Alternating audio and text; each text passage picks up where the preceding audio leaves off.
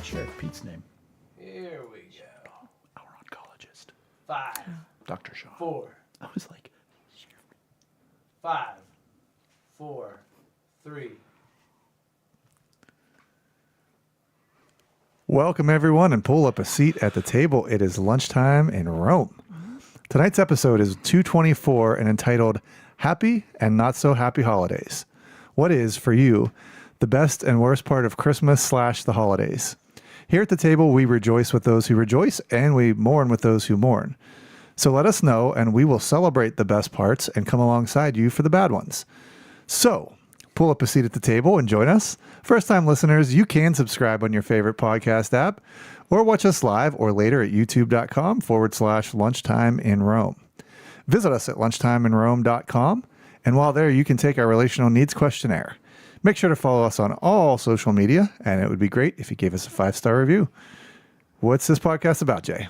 being alone is the worst. Good times aren't as good, and bad times are worse when you're all alone. Romans 12:15 says to rejoice with those who rejoice, mourn with those who mourn. Well, that is how you keep people from being alone, and what this podcast is all about. We demonstrate that in the first 15 or 20 minutes of the podcast. We talk about it for the rest. So while it may not be 12:15 in Rome, we're treating it like it is lunchtime in Rome. That was underwhelming. It was. But you know what? We have a lot of class it was whelming here. I was going to say, was it even whelming? I was whelmed. We do have class Thoroughly. here tonight. We do. A different class. Sure. We have Amy Raymond with us again. Hello. And Speaking of Lex, class. which is funny. I don't want to say Lex her. You're Alexis her. Or you're Lex. Yeah. Well, she's with us as well. Her. She is. She is indeed. How is everybody? We should, I don't know. Eric is with us. He's on tech tonight. Yeah. And we want to thank everybody for their thoughts, prayers, contributions. He's given a thumbs up for a really traumatic week. Is the only way you can really put it, because the news was traumatic. The loss is traumatic. Having to go through everything is traumatic. Then having to do everything is traumatic. Yep. And then having to revisit it for an entire weekend of viewings and funeral is traumatic. And then you wake up and all the work starts over. Yep. So we will have a grief episode in a few months probably. I Whenever asked it's him, time. Yeah, I asked him at one point, I think the day after, 2 days after, how you doing? He's like, you know, we talked about it, and he was like, it's a lot of doing, you know, and that's Lex, you mentioned it. It's tough in these times where you want to mourn, and we have to mourn, you know, but the things get in the way. Yeah. You know, the people who need to mourn the most are the ones who are unfortunately most primely positioned to do all the things. Right. I have said it is a very unfair twist of the way the world works, that in the moment that you need most to kind of fall apart and be, you are tasked with, and not just like doing like grocery shopping, like doing big, important, consequential things. That's just not, you should not be doing that in that kind of headspace. Right. You shouldn't. Lex, but you had a pretty successful event happen within the past 2. I mean, you're not on every week, but you know, you could talk about that. Yeah. If you want to. I got to go on my first business trip last week. Like a big girl. Did you go to Washington, PA and get a hotel room? It's far, you know. No, a little closer further. to come.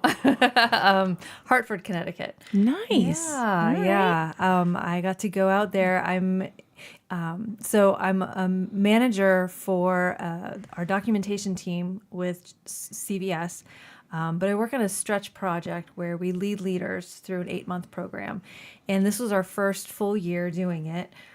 So we wanted to do like a retrospective meeting where we got together, figure out what we did right, what we did. It was like a start, stop, continue type meeting, so we could figure out what we wanted to do better for next year. And it was great. We were really only together for about a day and a half, but it was a fantastic trip. Very You fun. got to, I you like got that to meet, start, stop, continue. I like that a lot. You got to meet some people that you've been working with. It's Right. That's usually a cool thing. Maybe not all the time, but That could depend. yeah. It was a We're very all cool thinking thing of a for time me. when it wasn't. Yeah, it was a very cool thing for me. We have all been working. We're all in different states, the four of us, but we got to come together. Physical states, not states of mind Yes. or yeah. Maybe both. You don't know. You don't know their state of mind. I don't. No, but it was a fantastic day and a half to hang out, eat together. We did our work dinners together, and just really work and collaborate. But you said something interesting that I thought was pretty accurate. Is it wasn't enough time because you're getting there, and then all of a sudden you do some things, and then all of a sudden you're leaving. Where it's like, if I had a little bit more time, we could actually work on the things we're talking about, not just Right. talk about the things. Yeah, we planned and figured out what needed to be done, and then it was like, oh well, now I have to go back to my regular job and still do the things that need to be done, which they're getting there, they're getting done. But it would be great to have one more day. Yeah. So- I mean, I'm glad you didn't. Yeah. The burden that it put on me for you to go away. Wow. No, I've been out of town like 3 times for a week at a time in the past quarter, so Yeah, I have no my right to say turn. that.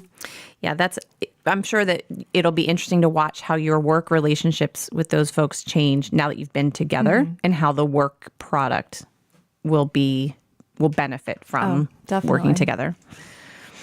So, And how's Amy? Amy's good. Amy's a little chilly. I'm warming up though. The feeling is coming back in my feet. I've been standing outside for the last 2 hours, working with some really wonderful people, providing food to neighbors in need. So that felt really good. Last time I was here, I was just getting ready for the Red Shoe Ball. That happened. It's over. It was successful. Was it? I mean, yeah. You're happy with it? Yeah. In like the most important ways, I think. There's some things you're going to start and stop. And Yeah, some you're I going to really like that because I have often referred to, we do SWOT analysis, but it's strength. But I'm always like, don't just identify a weakness. That's silly. Everything is an opportunity to improve. Even if it's something that wasn't great, it should be an opportunity to get better, not just like that was not good. So that happened. We're already looking at venues for next year already, which is crazy. But yeah, work's going really well. Kids are good. We were in New York and New Jersey. Sorry to hear that. That's okay. It was fine. Abby had a soccer tournament in New Jersey, so we decided that we were going to go out there. We were going to take an extra day, and then Ozzy, our elf, decided to surprise the girls with a trip to New York City. So we spent all day Friday bumming around New York City, and then went over to New Jersey for the tournament. Second day got rained out, which was no bueno. So we drove home in rain and. Did you do Rockefeller Center? What did you guys do in New York City? We had kind of no agenda this time around, which was kind of neat because we'd been once before around Christmas time. And so this time we just saw a couple landmarky things. Abby, we did a lot of, these are really loose, a lot of super sleuthing to find a restaurant that we had visited 2 years ago. And Small place, New York. You probably found it. we did, but we didn't find it easily like you might think. We found it by looking at our pictures and the timestamps on the pictures and where we were and like backtracking. Oh, that's so much fun, though. It actually really, and then Abby got really smart. Abby's like, wait a second. She's like, I ordered a burger and it came on a plate with a paper like liner, and I'm pretty sure that the logo from the place, she's like, hold on, let me look at my picture. And she zoomed in and she's like, does that logo, I mean, it was like something out of a movie. It was really fun. wow. So, and she said, I really want to go back and find it because I want Alyssa to try it. So, okay, fine. So we went to that place. Just bumped around a bunch of shopping. It did start to rain, so we kind of stayed in some stores longer just to avoid the rain. And then hit back on the train and drove to New Jersey to the hotel we needed to be in for the tournament. And So you did the train across the. we stayed in Secaucus and took the train in. It was like a very, like a 10-minute train ride or something. So yeah, Gotcha. it was easy. It I was chill. was wondering if you did the George Washington Bridge. That's become my new thing, going back and forth to Long Island. Is I go out through east side of Pennsylvania and then like through the Poconos and then through Jersey and Jersey over into New York. It's the George Washington Bridge. It's a meat grinder. It's just like you think Cars coming from every you think angle. like the Fort Pitt tunnels here are bad. Like times 20 there. I mean, there's like the lead up to it. There's all these trucks and cars broken down, and if one breaks down, like it's a freaking meat grinder. So I was just interested wondering. No, if we did not drive. We Gotcha. did, yeah. That's probably smart. Yeah. Well, we weren't going to be there long enough to make it worthwhile to pay like $50, $60 for 3 or 4 hours of parking. So Right. we drove up Thursday after work, stayed in Secaucus, and then drove to the train station, got on the train, got into the city, did the reverse. Pretty easy. Nice. Pretty fun. Yeah. You know, I had my midlife crisis when I looked at the garbage can in our kitchen, and I said, I think it's been broken for like 5 years. It's been really gross and uncleanable for 10. And I was like, so is that it? Am I just going to die in this house someday and this same garbage can is just going to be here? And so Yeah. I threw caution to the wind, and I went to Big Lots, and they actually had that's Big Lots' motto in my world is we have everything you didn't come in for, but not what you came in for. But they did it, and I bought a new garbage can. So when I say that to say, Yeah, where every are we time going with the garbage? somebody says anything about New York, I think I'm contractually obligated to go, I've never been to New York, because I've never been to New York City. Any of the boroughs, not a bit of it. And as you were talking, I'm like, I think I'm okay. Yeah. Like if I never go, I think I'm okay. You're not wrong. I don't know. It, I'm not against it. I'm happy you went. Abby has been. This was Abby's 4th trip. The girl's 14. She's so much more cultured than I am. Right. Well, I know, but here's the funny thing, and this is going to sound so like privileged, or I don't mean for it to, but I was looking for day trip itineraries in New York City, things to do with the holidays and all this. I'm looking at them like, we've done that. We've done that. We've gone there. We've done that. Because we went in December of 19. Yeah, December of 19 we went, and we crammed in like everything you could. Because I don't know that we said intentionally like we won't be back doing this, but I think it was more just we just did a bunch of stuff. So we did Bryant Park, and we did Rockefeller Center, and we did the Empire State Building, and all of these things. And then for Abby's 13th birthday, that's what she wanted, was a trip to New York City with just my husband and myself. And so we did a bunch of different things that we wouldn't have done with Alyssa, and we wouldn't have done in the wintertime. So when it came time to, I was like, we've already done all these things. But there was something kind of neat, especially for Abby to remember. She's like, ooh, if we go down this way, I think that's where this is. Or, if we go. So that was kind And of she fun. got to be the big sister. She did. Yeah. Yes. She did. So my world's different. Because you got a new garbage can? Well, hey, being I mean, in Penn that can Hills, elevate one's life. being in Penn Hills, we just got big the news. whole community. It was a big week. I did for see Penn blue Hills. cans with Yep. a PH on them. They are Yep. the best thing in the world. Are they? And Now, people did are you put already your upset. old garbage can in the new garbage can to dispose of it? How does that work? How does one throw away a garbage can? Lex looked it That's up. a huge question. It is. Lots of chatter on the I'm Book sure. of Faces. The Book of Faces. Yes. Well, what's the answer? You can throw them away. Yeah, you can write put trash them on out. Yeah, you have to like write a note and say, Please trash. I take did this. once have them take one. It was just old and like it still had garbage in it, and I think they just decided for me, and they just threw the Let's whole help thing this guy away. out and get him to Big Lots and get him a new one. Exactly. There was a Big Lots gift card in your mailbox the next day. But my new thing is dancing with deer. I have begun this or continued this dance with the deer in our or the disc golf course at the church. It started with the one that threatened me. Are That they was like aware a of the dance? the one especially. He's got eyes for you. And that was during rutting season, and so I get it, and that's why I gave him his space and everything else. And then like last week or so, I had to go down the certain way, and there was about this 6 to 8 point, might have been the same one I saw today, and he was just like walking, like he knew the way I had to go, and like my brother will hunt there. And he sprays the spray all over you so it doesn't smell bad, like they can't smell you. I'm like, Tommy, it doesn't matter. Like, they don't care. I don't know why you think this is hard. Like, I could have tackled him if I had to. So I finally just went another way, and I really think he like looked at me like, yeah. You went the other way. Yeah. Look what I made you do. So yesterday I'm working Dumb on human. some new tees. So all I have is a shovel, and I'm just flattening out the area. And I get up there, and there's this, again, 6 to 8 point, might have been the same one from last week, and he's about 30 feet away. Well, I'm not, it's not rutting season, so he's probably not going to attack me, but he should at least be cognizant of me. And so I have a video of it where I just start yelling at him. What were you yelling? Just, go away, scat, ah. And then it ends with me going, Good talk. All right, I'll leave. So I grabbed. I'm going to go another way again. There were some roots in the ground, and I had my loppers. So I guess I told a lie. I had a shovel and some loppers. So I cut a section of root. It was about this thick, 2 inches thick. And I threw it at him just to get him to run away so I could work in peace and not have to watch my back from a rabid deer. And I actually hit him on his hindquarter, and he ran away like 30, 40 feet. So I'm digging away, leveling out the ground and everything else. Well, doesn't he just come back? And now he's looking at me. He's like Maybe sizing he thought it was me. a bad game of fetch. Well, he didn't bring it back. And so I was Hence just the like, bad game of fetch. like, all right, pal. Yeah. Like, you've won this day. Because now he's not standing sideways anymore. He's looking right at me like Yeah. throwing roots. You see what kind of roots I got on top of my head? Yeah. And so I left. But I'm excited about, I took Brian. Brian was very nice and got to see the new holes that I built to get us to 18. It was the most. Oh, this is me. And when we You're went, Brian. I gotcha. Hi, you're Brian. I'm here. We need to do I'm introductions following around the you. table Remember that again. Amy, Brian, Lex, fondly Jay, remember Eric that on day. tech. Got It it. was the most humid day in December history. When you said it's humid out, I was like, yeah, like I was literally sweating. Saturday afternoon. Yeah. Wearing t-shirt, jeans, and dripping Sunday. sweat. Sunday. Saturday. I was there. Saturday after the funeral. Yep. You I was don't there even on know your Saturday. own name. So how do you know what day of the week it was? It's definitely Bring there it on all Saturday. I, Brian, was definitely there with you on Saturday. And Yes. it was very humid. Yeah, good story. I didn't see any deer. No, You told me all about your adventures. I did. Yeah. Maybe the deer saw your video with the spotter and lanternflies, and maybe now the deer Oh. thinks you're like Oh. a communer. Communer? But if he Communer watched with that, nature. he would just think I'm Yeah. crazy.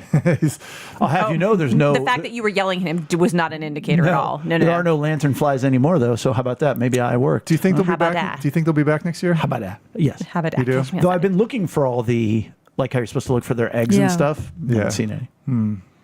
Anything new? I found myself thinking this evening what kind of a parent I am. I had to run to Aldi, and we were doing tacos or nachos or whatever, and I ran up to Aldi to get some sour cream and some lettuce. And Abby had a friend over after school. Abby's 12 and 4 foot nothing, and she had a friend over, two 12, 13-year-old girls, and so they're not big or imposing is what I'm saying, right? You didn't want to throw a root at them. I didn't want to throw. I wouldn't throw a root at even that. But I was about to go, and Abby's like, "Can we go to we have a cemetery in the entrance to our plan, right? It's Mount Hope Cemetery." Mm-hmm. And Abby was like, "Can we go up to the cemetery?" She'd already asked Lex. Lex said no because it was dark. Try again. And They wanted to walk up Your little To do what? to visit the grave of an EMT that. Nick Theophilus. Ah, yeah. Yeah. Because Abby's friend Becca, her dad worked, served in the same fire department, EMT places as Nick. Sure. So she, I guess, this is the closest she's come to Mount Hope Cemetery. Wanted to go see her, so Lex would not let them walk up. I was like, "Oh, I'm going to Aldi. I can drop you off at the graveyard, and then when I go to Aldi, I'll be back." But Abby, if I do that, you better make sure you take a knife. And so, we went through with it. I dropped these girls off, my daughter and her friend at the Mount Hope Cemetery, with Abby has her little dagger knife, and came back, and thank God they were still there and alive. And as I'm driving into the cemetery, it was like, in retrospect, this could be really bad. In retrospect, I understand why Lex said no. And I did tell my daughter to take a knife, which is good for me. Like, it's fun, but like I put her in a real world situation where she had a knife on her, and these two girls got into a situation where one of the groundskeepers, mind you, they're in the middle of a dark cemetery. This groundskeeper, and I saw him, younger guy, probably in his late 20s. Joe. Was asking Joe's old asking man. them, like, what's going on? Like, what are you doing up here? And the girls, like, didn't like his tone and kind of got defensive. And like, he initially comes running over, and Abby's like, yeah. And I had my dagger She pulled out. pulled her knife out and had It was unsheathed. I had it down at my side. So I mean, score points for her for being prepared. But Maybe take some points off of me as a father. listen to how the conversation went, because it was so funny listening to how indignant the girls sounded about how this adult was asking them questions. So first of all, he's like, "Hey, how are you doing?" And they're like, "What? What'd you say?" And he's like, "I said, hi, how are you doing?" A normal course of conversation. Right. And they're like, "Oh, we're good." He's like, "What are you guys doing?" They're like, "Oh, we're looking for our friend." Oh. He's like, "Oh, okay. Is your friend lost, or is your friend playing walking?" hide and seek? Yeah, like these questions, like, and they're not helping themselves out at all. Help me help you, And they're kid. like, "No." And he's like, "Well, did they? Are you meeting your friend here?" And they're like, "No." And like, "Are you playing a game?" It's and they're killing like, me. The whole story is killing me. Everything about this. Abby's Every single thing. Abby's friend goes, "He's dead." And like, I can just imagine this poor man, like, well, first of all, okay, middle schoolers, thank you. But I was like, okay, girls, this is why you need to help people out with some context. Because Well, they will be great if ever they're deposed, because when you're deposed, you answer only the question like, are you playing a game? No. Right. But in this situation, perhaps you want to say, we're not playing a game. We're simply Right. trying Or to she find gets the pulled over by the tombstone." police. Yeah. Right. Right. no, Do you know how my- fast you were going? No. I feel like you do, though. I'm pretty sure you're going to tell me. And that just reminds me of all the good times and bad times we've had at holidays. Yeah, that's a heck of a segue there. Wow. And But at one time, we had Christmas Eve at Mount Hope Cemetery. I did But play football in there once. Did you? Mm-hmm. Oh, like Not near not the, near the, no. the gravestones. No, I'm not a glutton for that kind of punishment. We do want to thank Mary Lynn and Ashley for sitting at the head of the table, right? And we invite others to join them. What does that even mean? It means that they go to lunchtimeinrome.com and they sign up to our Substack and become a paid contributor to or a paying, I should say, contributor to the podcast. So there is room for everybody here at the table. But I do have a question. Eric, did anybody else send in their Spotify Wrapped? Breaking 90 sent something in, right? Breaking 90 said something in Breaking right? 90 is another funny story. Did he? I don't He know. sent it to both of us. He might have. Back to that. Well, it's going to be between Breaking 90 and who's the other one? Patton. Patton. Patton. So Breaking 90 I is set mine in. sits at the table every week with us from Nebraska. And Huskers. for those of you who are in the know, tomorrow night, I believe, Nebraska is playing the University of Pittsburgh in the women's Final Four for NLA. volleyball. In Tampa. In Tampa, yes. And so he asked if I wanted to make a friendly wager. And I said, no. I said, rather, why don't we just both root for the team that wins? I said, rejoice with those who rejoice, mourn with those who mourn. One of us will be doing either. How very potty of you. Besides, I kind of feel like Nebraska's going to win anyhow, so I didn't really want to make a bet about it. And he goes, well, whatever. He goes, whether I won or lost, I was going to contribute it to the podcast. Actually, no, he said to the table. And I said, well, then, I bet $100 of Chris's money. That's a good bet. I'm glad you took that. So we thank you for sitting with us at the table each and every week. And if you don't, or if you haven't, go back to episode 223 and listen to A Better Way. And it's a way to communicate when someone has hurt you and you are the one communicating it to them, the better way to do that. I never re-listen to our podcasts, and I re-listened to the teaching part of that one. That Saturday or Friday, Rachel said to me, she goes, why were there weird peppers in my lunch? Because I make her lunch every day. And I had leftovers, little sweet peppers from the Thanksgiving charcuterie board. So I chopped them up and because sometimes I'll put green peppers in, sometimes I won't. She didn't start that with, honey, Thank I you am for so making thank you. You make my lunch and dinner. Like you make so much food for me all the time, consistently. She didn't start like that. I said, She Rachel. started with a hug. I said, and then yeah. she said all, and then she said all that. Okay.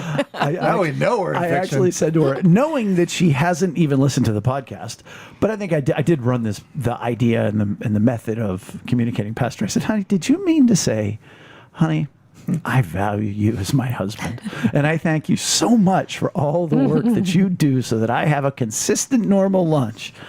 But somehow, yesterday, when I had my lunch, I found it to be a little disturbing that there was a different pepper in there.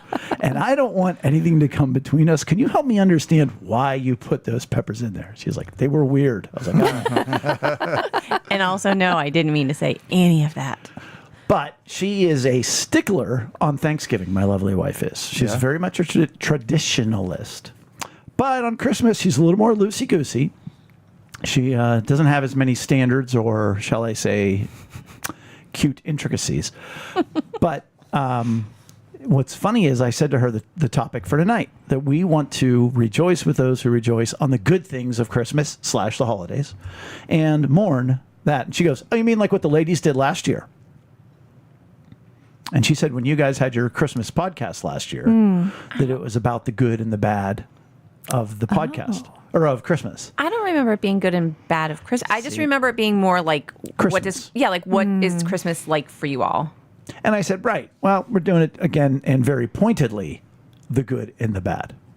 And so in our trusty dusty outline, I said we were going to go over ours first, but some people cared to comment, and so I think we should do that first. I agree. I want to go with the most controversial one. Stevie, who goes to our church and we love dearly as our poster child for you think Rachel doesn't want you to hug her. Oh, Stevie does not want you to hug her. Stevie doesn't want you to look at her most times or... But here's what I appreciate about Stevie.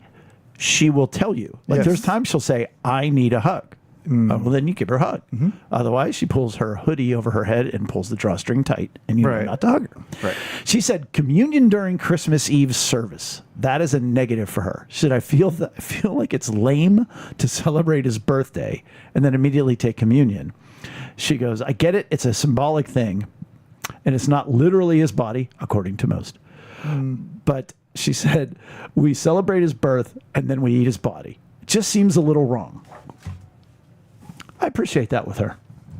I'm not saying I've never agree. thought about it. I've never thought of it. Yeah. But I can see her point. Yeah, it's almost a can't we just stop and sit in this instead of but then she does, move on to say, I understand that some people this might be the only time that they come to church to have communion. So but I very much appreciate that. Can we just stop and celebrate this? Like she says, I just can't help but feel like it's taking away from the beautiful moment of him being born and then thrusting him immediately onto the cross. Well, and I'll simply join her in the fact that it bothers her. Right. And so therefore it's going to always bother. You know what I Right. mean? Like it's one of those things where you're like, well, just get over it. Or like, because No. I remember one year my Christmas message was centered around his death. And that year on Easter, I talked about his birth because one doesn't matter without the other. So that must have just driven her insane. So, but it doesn't matter what we think. It's like, oh, that's one of those things that bothers you. Oh, we could add in, oh no, that's Easter. I always get Easter and Christmas confused. I just remember a 3-hour Easter cantata that I went to. And that would be a bad part of Christmas, but It's not. it's Easter. Well, it'd be inappropriate at Christmas. What's our candlelight Christmas Eve service? I'm always like, is that the one we dress in black? And you guys are like, no, that's Good Friday, you idiot pastor. Read a Bible, would ya? I think one of the things that's increasingly, at least in my mental, in my mind, is the idea that Christmas should be transactional and with like giving and like Bet your booby it is. like shouldn't we make this if you want to give gifts, that's beautiful. I mean, and it is part of the expectation. Obviously, we live in a very consumer driven society here in the United States, and it's kind of been driven into us that Christmas morning you wake up and you open presents, and I love that.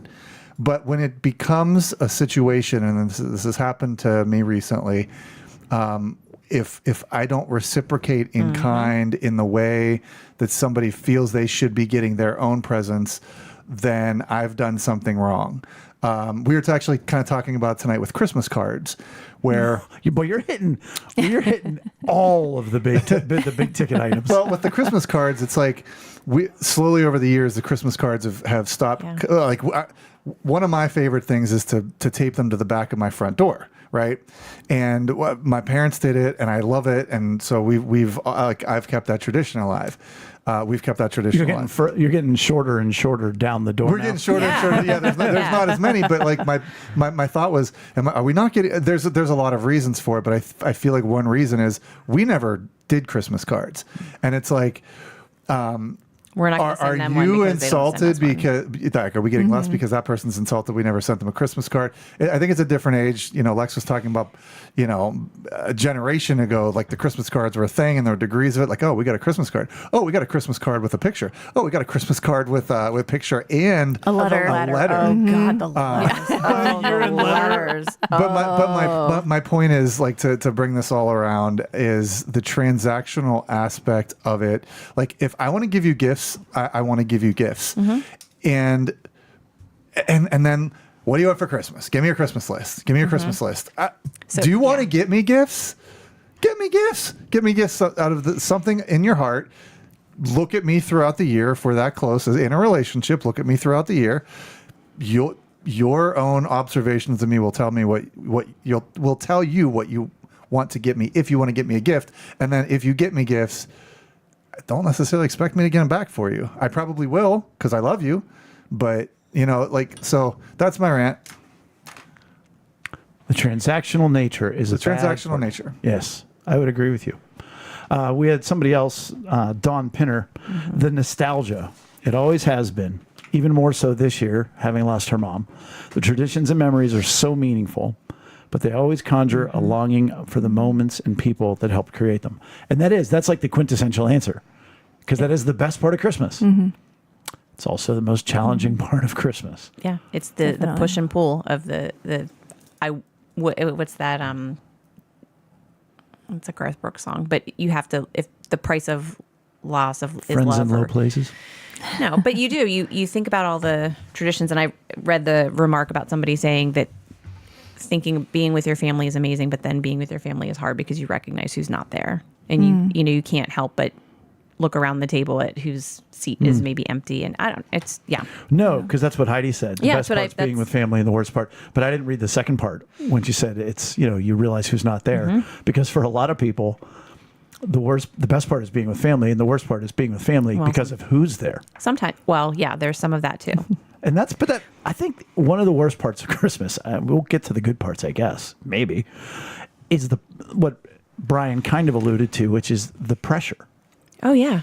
Oh yeah. But in this context, the pressure being, I'm with family, I should be happy. All these are, but then even maybe if you throw in, and they're not always going to be here, and what else? But you feel pressure, and it's like no, and that's why I think it's so important that we do what we do here at the table, because you should appreciate that your family's still alive, but it can still suck that you're with them. And it's like we talked about the last time I was here. Two things can be true at once.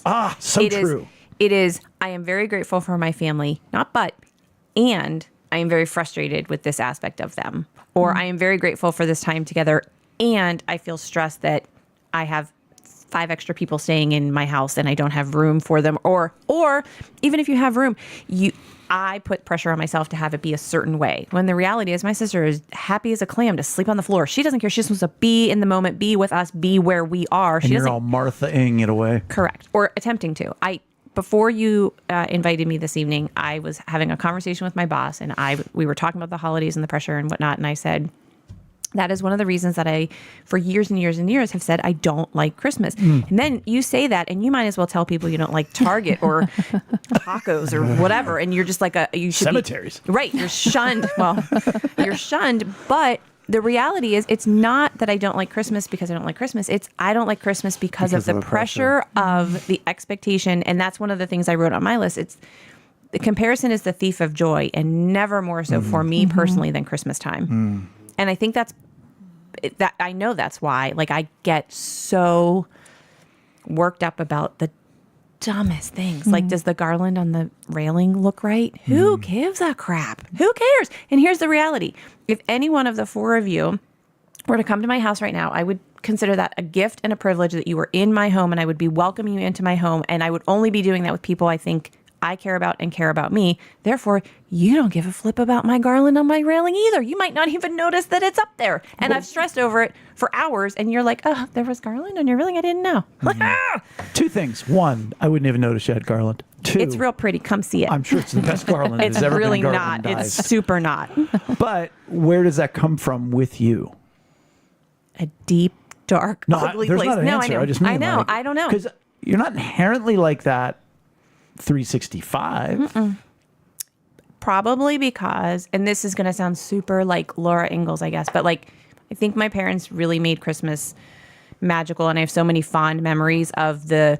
And it wasn't perfect, but there were so many special things and so many. I mean, my mom would tie packages just so, or the table would be set just so, and she didn't ever do it in a way that made me feel like, do you see, this is how you do it. It was Right. just like, that's how she did it. And it was lovely. And I think there's a part of me that's trying to live up to that or replicate that, but driven by me. My mom has never once come into my house and been like, you didn't iron those linens correctly, or your garland isn't, she didn't even put up garland, for crying out loud. So I don't know. Trying to I think that's where it recapture comes that from. magic. Yeah, somewhere. Or make it. When I think about what made Christmas special for me, it was not that my mom pressed the napkins on the Christmas table just so. That was the overall vibe, was that it was a special occasion and we kind of got dressed up and we, made an effort and all of those things. So maybe the totality of all of the things Yeah. carries weight. Yeah. If you let it. Yeah. True. If I'm you let still intrigued. About the garland. You want me to show you a picture? I'll have Mark text a picture of the garland. Mark, get on that. No, because all right. So you grew up with a perfect Christmas, and so I'm sorry. Yeah. She put so much attention to detail. It was whatever it was, and you don't inherently know that she felt pressure. It wasn't like you guys walked on eggshells around her. So that's why you want it to look nice, but why does it feel a pressure? I don't know. To be I know, nice? it's weird, That's isn't it? something we want to chew on. Okay. What are some other? Let's start. Let's change it up. What are the best parts about Christmas? I got a list. Well, give us one. No. I just talked to you. Someone else can talk. Good point. I think how everything just seems to slow down. Like, as busy as it is, trying to get things done, at the same time, I feel like time just slows down. Like we talk about the glow of the house when we decorate. Bri puts up the decorations. We get twinkle lights everywhere. We get the tree up, and there's just this glow that hits the house, and we're able to sit, no TV on, and just soak it in. And time really does just seem to slow down. And it's great because you're hitting the end of the year. Every year the years go faster and faster, but for a month and a half, it slows down a little bit. And something that we've found is, as we get towards Christmas, I think our favorite day now is Christmas Eve. And the anticipation for Christmas, and that sitting there, everything is done. The, presents are under the tree. We're waiting for Santa. Cookies are on the plate, and we're just like that, our breath is held. And I think it's even longer than Christmas Eve. It's becoming every year. I get older. Like Monday night, I was really tired. Anyways, but Lex and I sat in our living room with just the Christmas tree on, and the other glowy lights, but pretty much all the other regular lights in the house off. We just sat there and listened to Christmas music for an hour and a half. And for me, it's become like we have this thing where Christmas morning, and like all day it's Christmas and Christmas and Christmas. But for me, it's the lead up, honestly, like from Thanksgiving until, the day after Christmas or so, there's this it is like slowing it down. And like that to me was Christmas, sitting there Monday night, just listening to Christmas carols. That's as much a Christmas to me now as Christmas Day.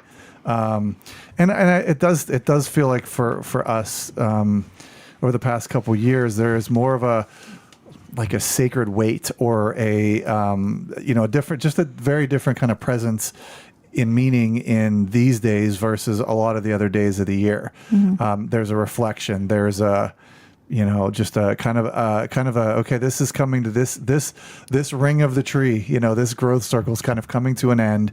We're going to move on. And in this time, let's take this to reflect, not just do it New Year's Eve or whatever, but that's one of the things I love about it. It's like being aware of a last. We talked about that once before, where sometimes you don't know that it's the last time something's You going to happen. never know when it's the last. Right. More often than not. But you know that the next day is Christmas. Like you said, it's just a manic day of chaos For most people, right. and excitement and good, like positive things, even though those words maybe have a negative connotation. But you can pause for long enough to be like, okay, like you said, I think I like the way you said, our breath is held. Like we're waiting, we know what's coming. And you don't very often get those moments of, I know exactly what tomorrow is going to look Right. like or feel like. Right. So let's just hold it off as long as we can and be in this moment. And that's kind of cool. Yeah. Did you say that you sat there on Monday night together and listened to Christmas music for an hour and a half? Wow. Couple goals. That is incredible. Yeah. That is absolutely, phenomenal. Like, I can't imagine What music? sitting for an hour and a half. my Christmas playlist on Spotify. Just sat there as a couple. Yeah. Gosh, that's gorgeous. I mean, I was on the verge of falling asleep here and there. Well, sure. He has a couple bruised ribs from the. But Are you awake? Bye. It was like one of those, my eyes were very heavy, but Was it cozy heavy? It was it was cozy heavy. Yeah. Man, that is outstanding. I didn't want to let that slip by. Well, that's good. And it's a happy glow. And I think that's another. It's so funny with the good and the bad of Christmas because it is very dichotomous. Oh, sure. Because what I say is one of my favorites is that people come home. And that whether it be kids in college or, siblings who moved away, you get to see people that you don't normally see at that time of year. And I think for a lot of people, some people hate Christmas, right? There's a lot of people that hate Christmas, but I think there is and I think it's a larger search over the whole year. I think everything we're doing, we're trying to get home. Everybody's trying to find a home, whether it's a home within, like your social group or what. There's this place that we're trying to get to. I feel like consciously or subconsciously, most of the time that we're awake and alive is, where is my home? Where do I belong? Where do I fit in? And some people have a really crappy, traditional home. But for me, I feel like this is a time where overall, most people can there's something bringing them back to home. Not just physically necessarily, but to a place of, I feel like I belong here. Well, and I think people go out of their way to create that for people that they know or think don't have that. Think about this time. Think about where I just was for the last 2 hours. That's not necessarily home. I'm providing food, which isn't the same, but it's a glimpse of it's a glimpse of something where you belong or your needs are met. So people are more cognizant this time of year and or more demonstrative with that awareness in terms of, I'm going to do something about it. I might be aware in April that people are homeless or people are lacking food, but I'm not really called for doing anything about it, or I don't feel called at that moment. But this time of year evokes a lot of that for people. And to your point, I think it maybe is our subconscious saying, like, I know how it feels to belong and to be home, and I want to make sure that other people feel that too. And I think that's where some of that charitable behavior comes from this time of year. I'm always amazed at the people who take people in. Not, that bring them to their family, that, Right. And sometimes it's easy, because it's somebody you care about. They're just, but sometimes it's like, no, that was a stretch. Well, like the story that's been going on for how many years, 7, 8, 9 years, the woman who texted the wrong person, or the kid who texted the wrong grandmother. Yeah. And it's been going on for how many years now? And she was like, no, it's okay. You can come. And they've created this amazing thing. Like that was a gigantic step of faith to invite him for the very first time. She had no idea. Right. What other good things? What are the best things of Christmas? Anybody else? Well, we had people. Well, the only one we didn't talk about was Jeff, and that's a negative. Oh, gift buying anxiety. Homemade pierogies. Anybody? Homemade pierogies? Really? That's a thing for you? Heck yeah, man. Yeah. Saturday, I'm going to smell like onions until Tuesday. So, but the process the dough is and everything. Yeah, dough from scratch. Mash the potatoes, saute the onions. I was going to say, what kind of pierogies are you doing? It's potato and onion filling way too much butter, but that's the best part. Is that possible? Too much Probably butter. not. No. No, probably not. But for us, the process of doing it is even more fun Sure. than everybody has a job. Everybody has, So it's a communal piece of- thing. It's not Yeah. like you make the pierogies. Yeah. Nope. cool. My mom's been doing it for years, and we've joined in the past several. Last year, they were staying with us, so we had pierogi making at our house, which was a first, which was very fun. So this Your year, parents stayed with you last year. yeah, they were living with us while their house was being That's right. constructed. I think you mentioned that. So this year it'll be their first pierogi party at their house. So we're excited. It's fun and it's goofy, and it's not a pierogi party until there's flour everywhere. And the girls start it by they put their hands in the flour and come up and put it all over your face. Okay, flour faces, now we're good. So it's fun. And it's fun to look back on the pictures over the years of all of us. And we use like my grandmother's rolling pin to roll out so it's, I don't know. And for me, I think that's a great example of one of the things I like about Christmas. Not inherently traditions, but consistency. Like, you know what? No matter what, Christmas is coming. And it's, and it's the biggest to me of the holidays. And it ends the year for the most part. And it's just, no matter what, it could be a good Christmas or a bad Christmas, but it's coming. And there's so many variables in life now.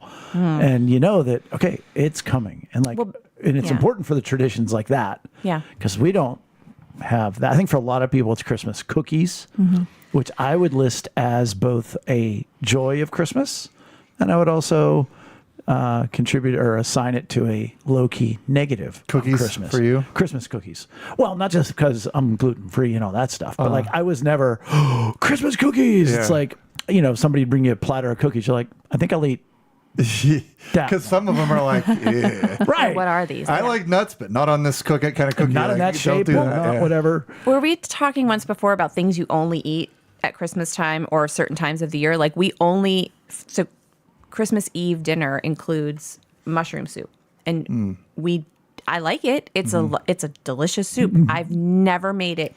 You're not having June mushroom soup? Well, I mean, I wouldn't have soup in June anyway, let's be honest. But I wouldn't have it in like February. But I've made Thanksgiving dinners. I've gotten like, a turkey breast and done like a low key version of Thanksgiving in February or something like that on a cold day. But we were talking about that recently. Like, we never make that soup. And my mom very rarely, if ever, makes nut rolls and apricot rolls any other What time about of year. pierogies? We don't generally make them any other time of year. We will make a lot and freeze them and eat them throughout the year, but we don't do the whole dough stuffing, pinching, all of that. It's just funny. Spoiler alert. Next week, Ashley Cesarato will be joining us as the She's president. the foodie, yes? She is the Pittsburgh Yeah. Foodies Director, or whatever you want to call it, president.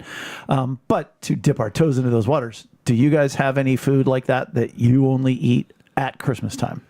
Well, I was just talking to Lex. I want to make almond brittle. Almond brittle is one of those things where like, and I haven't done it year after year after year, but it like it wouldn't even be in my consciousness in like June. But let me make almond brittle, right? No. So, Or February, to make That's- a point. I mean, that's one that just jumped off. So you're thinking of starting one, but you haven't. What else did we talk about? Oh, we didn't talk we about don't- it, but there's the Christmas tree cookies. The monkey bread. There's monkey monkey bread. bread. Yeah, we Yeah, I also tried do it for that. Easter one time. I made like a lemon monkey bread, 2 thumbs down. Actually, however many, 8 thumbs down. Two Paul thumbs down. Everybody in our house was like, poo poo. Don't do that again. Yeah. Instead of throwing poo on each other like monkeys, you just threw the monkey bread. We did. We did. Lemon. Ugh. I mean, it looked good in theory and it sounded good in theory, but it was. How does that jive with the cinnamon? Because monkey bread, like It doesn't. It's not. It's a lemon and blueberry and like a sugary glaze kind of thing. There's no cinnamon. Oh, there's a lot it's, going on okay. there. it's a. But it's okay. the It's a same different kind concept, of- like the same like. Pull apart. Yeah. Okay. Okay. Do you make your monkey bread with grands or do you get the dough like the little, or do you make dough from scratch? Hey, we do not make it from whatever scratch. Aldi's got. No. Yeah. No. No, like, Aldi buttermilk Yeah. biscuits and, just cut them up, put them in. We eat this a little bit more throughout the year, but my mom makes an egg bake. It's like an egg quiche. Oh, So good. So we have, I would say, what, 2, 3, maybe 4 times a year, but definitely Christmas morning. Yeah. That's one of the traditions that we've started. The general makes a cioppino. What's that? It's like a bouillabaisse. Yeah, It's like like a seafoody stew. And that's a Tomato Christmas base, Eve. yeah, tomato basey. Yeah, tomato brothy. Meh. Like, Yeah. but not, like stewed tomatoes, Like not a like Christmas Eve. tomato Yes. soup. Yeah. It's it's a vegetable or a seafood broth, like a shrimp broth Yeah. with tomatoes in it. That's not a It's Christmas. also a restaurant. Christmas not a Eve. Christmas morning. No. Wake up at 8 Shooters. o'clock. Although Shooters of Chipino, 6 a.m. I'll guarantee dadgum it, that boy would put some vodka in there, make it into like a Chipino. Chipino Mary. In the morning. Chipino Mary. Chipino bloody. I don't know. A bloody Chipino. Nope. He's taking notes. It is. Well, do you know where he is right now? The general. I feel like I do, but I We do don't want to know. give a shout out. Ireland. Yep. Oh yeah, that's right. That's right. Mike P said, look, since I Mike don't, you know, P. he's like, my friends went and you know what? I don't have, you guys want to go to Ireland? And they were like, With his really? parents. And he said, yeah, to his parents. And he said, I found tickets for like less than $500. And they're like, sure. So they left this morning and they were at an Irish bar. Well, not this afternoon. For them, it was in the evening, singing Brown Eyed Girl. That's fun. And it's so weird because like their flight was at 5 p.m. yesterday. She texted me at like 2 in the morning and said, well, it's 8 a.m. and we each got 2 hours sleep. And I was like, you can get to Ireland and be in a bar in less than 24 hours. Yeah. It's kind of crazy. That's some hardcore flight math. Yeah. And time change. Yeah, all of these. So I think one of the greatest things of Christmas, and again, we get it, all the, faith-based stuff and all that. Getting car. When you give a gift and you get greater the reception than you had hoped for, when you just nail it, like that is such gold. That to me is one of the best parts of Christmas when you do that. Whether it be a child who flips out, or spouse or whoever, when they truly appreciate it, I think that's one of my favorite things. Conversely. Thanks for the socks. But even worse, when you receive I've reached the level of gift. adulting where socks are great. Yeah, I was just going to say, you're like, wait, are they fuzzy? I love Oh some my fuzzy gosh, socks. did they have grippies on the bottom so I don't slip and fall? Break a hip? Yeah. Because you like reach for the railing, but you grab garland instead, and now you're going to sprain your wrist. And mess up the bow. This is why I hate it all. But when you receive a gift, and you're just like, doesn't work for you. Bro, you swung and missed. Yeah. And then there's so many levels of bad. Because like, if it's from Rachel, she knows in me, I can't pretend. Like, and I've gotten so much better as my emotional needs have been met. I don't assign it to anything. Now it's just like, oh no, you missed this. This wasn't what I wanted. But or you what missed. you just missed. You tried. At least you tried. Cake into the garbage. But sometimes it's people In your new garbage can. Yeah, in my new garbage can. But sometimes it's people that like you can, and you're just like, oh hey, and you just feel like such a fraud inside. Oh, it's so awkward. Yeah. And you have to make the decision. Like, are you going to pretend? Yeah. Or are you just going to be like, I don't know. That part of it. I have to. That's why I don't Honestly- like opening gifts in front of people. I do not like it. Your kids give you your gifts. You're like, all right, I'm going to see. I'll be in the bedroom. Everybody close your eyes until I count to 30. If that happens for me, I go to the kind of like the widow's mite principle. Like, what was your now? If somebody's just mailing it in, and like, I just watched The Office the other day where Creed gets Jim like an old shirt, and Jim's like, well, Creed he forgot that we were doing this and went to Goodwill or pulled this out of his closet. If I know somebody's done that as a gift, like I have a lot less Want to be pretending. nice. But like, no, if somebody gives me something, I still want to look at the motive of their heart. I do kind of want to look at it like the widow's mite. Well, that's the idea. That is the idea, and I feel like I can do that even if I don't like the gift. But I don't feel like I've gotten a lot of misses recently. Yeah. I don't know.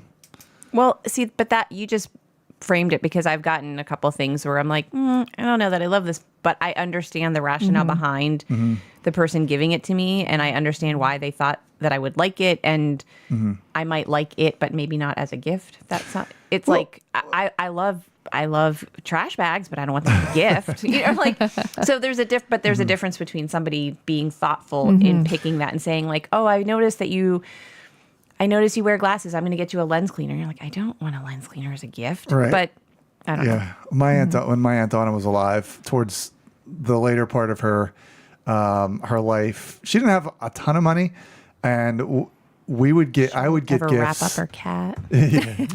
I would get gifts that there was some kind of some kind of nostalgic aspect to them. Like maybe it was something that she found because she lived in my grandfather's old house and the house she grew up in, and like I was always over there. He was always watching me when I was a kid, and so like there were some things that were like.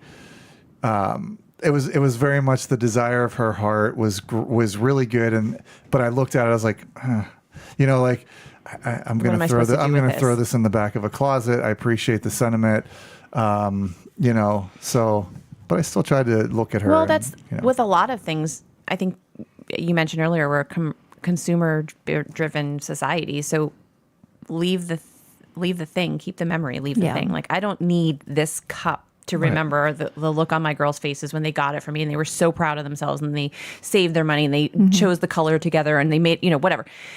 I don't need the thing; I need the memory. So for thank you, Aunt Donna. Right. This is the memory of that sat on my grandfather's desk. Da da da da da. But I don't. Right, and until you gave this to me, I forgot all about that memory. So Right. thank you for giving that to me. Even though I don't need the physical object, I have the memory. Yeah. Leave the gun. Take the cannoli. Any others on your list? I got all negatives. No, it's funny because I started thinking of a list, and then all that came back to me was the whole umbrella. It's the traditions. It's my grandmother's ceramic angels and what they mean to me. It's a book that my sister and I have, within the past handful of years, started swapping back and forth. That this year turned 40. My mom got it for us when we were little, and we started writing in the cover of it. So it goes back and forth from my house to her house, and we write a memory of that year. So my parents were with my sister today, and I sent it back to Cleveland with my mom to give to my sister, and it's her year to write a note in, and then it'll come back to me for the next year. So, but those are all, to me, those are traditions. It's not the thing, it's the tradition behind it. Yeah. I don't know. Do you think, as parents, like I think of traditions, I think of nostalgia, I think of the decorations, I think of the lights on our tree that, the lights we had out. It's like that. And as my mom passed away this year, like we had different decorations and stuff that different people wanted. Like, is there anything in my house that my kids are going to be like, I always remember? Yeah, Jen and I talked about that. Yeah. And you do have those things? Because I don't know that we do. I don't know that no, they don't make decorations like they used to either. Like we have Halloween decorations. And I think we do have some. No, it's Easter. We have these Easter toys that were like my mom's as a child. And you'd wind them up and they have little duck feet and they're metal and, filled with lead paint. And do you remember or do any of you still have those plastic things you used to put, like I know my grandmother used to put them in her window, and they were like a plastic pumpkin face, or they were like, I don't know how else to explain. They were like rough, like almost like the texture of those, like an outdoor, not AstroTurf per se, but those old, the green doormats that had like a little fake daisy in the corner. Do you know what I'm talking about? It was like that kind of texture. Like they plasticky. Were, and it was like a pumpkin face or a Santa. We used to have a Santa one and a Rudolph one, I think. And then there was a wicker boot and a wicker. Oh my gosh, my sister. I wish she was listening and could tell me. There was a wicker boot and a wicker. She would be screaming it like. And something else, and we would like fight over them every year, and we would swap like who got which one in their bedroom. But like to your point, they don't make. I don't know. Yeah, I don't think those so. plastic. There's a house in Lawrenceville that I drive by when I work, and they have them in their windows, like these plastic Santa. Yeah. I'm like, I know exactly what that feels like. I can like that texture. I know exactly. It's like those, like the bead things. I don't know. Did Abby ever make those beads and you like put them on wax paper and then it's not like a shrinky dink, but it's like that, but it's rough. I was just going to go to Shrinky Dinks. Oh, my sister got them for my kids, and they were like, "What are these?" And she had more fun. I'm like, "Did you get those for yourself?" She's like, "No, they're for the girls." I'm like, Well, they're in their rooms on their phones I'm right like, who's playing with them? Yeah. Does this come in an app? Right, exactly. They're an app for the app. What about when you get a gift and you didn't get one, give one to somebody else? Oh, I hate that feeling. When you get a gift and you didn't get one to somebody else. Like I give you a gift and you didn't get one for me. I do not in any way, shape, or form seeing this being a problem for you. It's not. Again, it comes back to the chance. Oh, you want to give me a gift? Great. I appreciate that. Well, yes. But see, then this is the comparison and like the keeping up with the Joneses and the scorekeeping that happens during Christmas time, which is a horrible thing to admit out loud. But I don't know. I don't like that feeling. No. Like I Don't usually either. have like 2 or 3 I things reject like kind it. of tucked away. But then it's like reject not it thoughtful. outright. Like if you came to Right. my house, I'd be like, oh, Lexi came and brought me a bottle of wine. Oh, look, here's a Bath and Body Works soap that I did. Like I just happen to think that you like Plumeria. Here's Here a you go. 9-pack of toilet I know. paper. I just thought- Here's an open can of oatmeal. It's because a weird. and it there's makes me different very reasons why it uncomfortable. bothers us. Because it could be, oh, you think you're better than me, so you bought me a gift. Or in my case, it's, oh crap, I mean more to them than they do to me, and it's apparent. Like, Right. that's awkward. Like, oh wow, and just there's different layers to it, which is why we talk about these things at the table. Go ahead. No, for me, it's being perceived as not being thoughtful. Right. I don't want someone to be like, Amy didn't even think to get me a gift. Right. And for me, it's Conversely, more I like, want oh, to crap, give the gift They to- now know that I don't think about them. Like that's Yeah. just. Oh, that gives me. I'm like, wow, so uncomfortable. Well, we've touched on this, but it was funny. Rachel and I were talking about this, and it's part of why my mother only lasted to 91 and didn't live to 101, and that is the stress over the equal for your children, the equal number of gifts, Yep. the equal dollar amount Yep. of the gifts, Yep. and there was a third point. I forget what it was. It's the significance of the gifts. I don't know. Well, for me, it's the who provided the gifts, and that's all I'm going to say on that subject because And significance. you know. Yeah, but all three of just equal number. I mean, my mother with her 5 kids, Yeah. it had to be the same dollar amount and the same number of gifts. Yeah. And it nearly killed her every year. That's a lot of pressure. It's funny because we have that pressure. Rachel certainly, well, maybe that's the whole point. Rachel carries that burden more than I do. But I think, well, and you have 5 kids that were all spread out, but growing up, but I mean, Abby and Alyssa are 5 years apart, so it's hard Yeah. to figure out what a 14-year-old can get versus a 9-year-old, and try to. I've never done the same. There's a balance. It's in easier to do number. dollar amount than number of.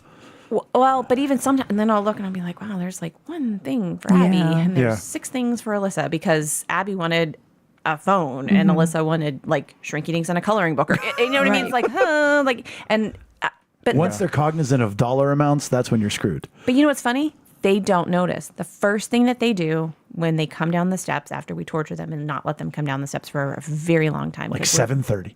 No, they sleep in. That's true. Well, you get to that age too. They're weird. Well, not always, but so they sit at the top because my parents did it to me and Jen, and they sit at the top of the stairs. And Mark and I stand at the bottom of their cup of coffee. Like, how you doing up there? Everything good? What's going on? Do you like the garland? Are you admiring the garland while you're sitting at the top of the steps? But they come down, and the first thing they want to do is they want Mark and I to open our stockings. It's the first thing that they want to do every. They single want year. you and Mark to open your our stockings, stockings. not theirs. Like they don't. Wow. And then I don't think that, and they may prove me wrong, but I don't think that they are paying that much attention to each other's Yeah. stuff to notice. Like, it's not like they, and I also, Santa and I do not wrap things. All of my sister's things are wrapped in the same exact paper. Like Abby's is all like blue with mermaids, and Alyssa's has penguins or whatever. Santa and I just, whatever gets wrapped, wrapped, and however. So it's not even like they go, wow, there's 6 piles of red paper and Right. 3 Right. So I don't think that they Yeah. super pay attention. No. Yeah. It doesn't feel like, let me put it that way, it doesn't feel like it. We've always been really like transparent with the kids, like especially with that age gap because ours are 5 apart. And hey, okay, Ethan got this larger gift this year, and so that's why he has 1. And hey, bud, you've got this, but Abby's got all these smaller gifts, and I think the joy of getting like because we got him a gaming computer one year, and so he was That's it, just pal. like exactly he So tuned he out did after not even care. You Yeah. could have gotten him 10 other things and he wouldn't have Right. even paid any attention to Yeah. them. Well, I will say now in our stage of life, it's crazy. I've said that there is no book on how to parent adult children. I have 2 Bible.